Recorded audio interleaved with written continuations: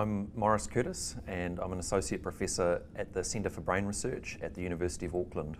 And much of my job revolves around studying how the brain regenerates, what areas of the brain regenerate, and also the very earliest signs of Alzheimer's disease and Parkinson's disease in the human brain. These occur in the olfactory bulb, the area that allows you the sense of smell, and it's understanding what those very earliest changes that occur in that area and the disease is a big part of what I do.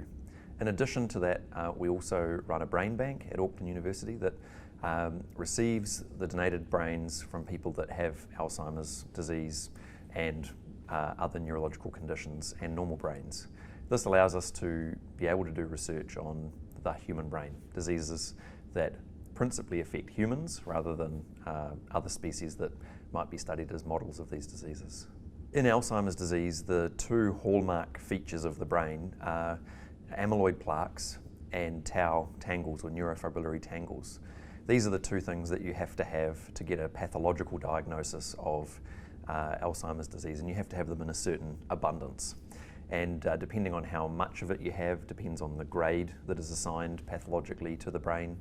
And what we're interested in knowing is where does that begin? Where does that first show up in the brain? And what are the triggers that cause it to show up in the brain?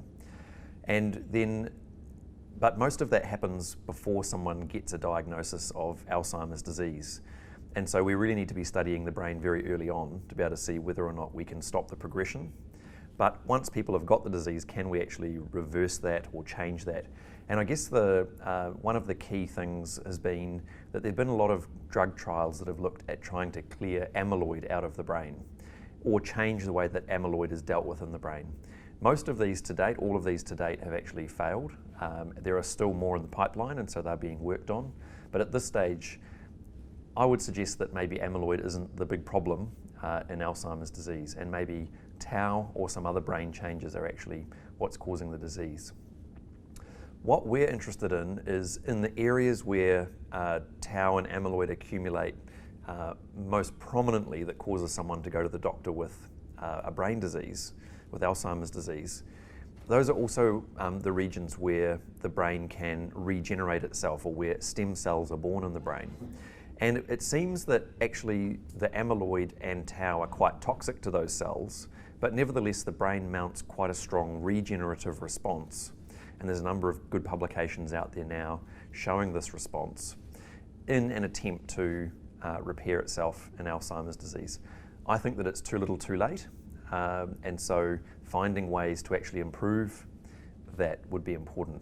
There is one beautiful study out there, Baldrini et al., who describe the fact that antidepressant medications actually increase the number of new brain cells and also the arborization of new brain cells. And so that's really important for diseases like Alzheimer's disease. The other part of the work is trying to understand what are those initial events that occur in Alzheimer's disease. So if you look at the literature, you see there isn't very much out there on the human olfactory bulb, and yet that's where diseases like Alzheimer's disease and Parkinson's disease show up first in the brain. And so what we're doing is trying to create three-dimensional models of sectioned human olfactory bulbs, normal and Alzheimer's disease, to see what those changes look like early on in the disease and late on in the disease. And so what we're seeing already is that there are subtle changes there. We're only beginning in this process. And so our work continues to try and understand what happens to the neurons there, why do we get accumulation of amyloid and tau there, and how does that rearrange the architecture of the olfactory bulb. The other area that we're interested in is how we get the spread of the disease from the olfactory bulb through into the rest of the brain. Traditionally, we've thought about Alzheimer's disease as being lots of susceptible areas in the brain, and one area succumbs to the disease, and then unrelated, the next area succumbs to the disease. The way that you think about it changes a bit if you think that there is a spread within the brain from area 1, 2, 3, 4, and so on. Because then if you can stop it at area 1, or influence at area 1, you may stop it going to area 2, 3, 4, etc. And so that's very much the types of studies that we're doing with the human brains that are donated to the brain bank.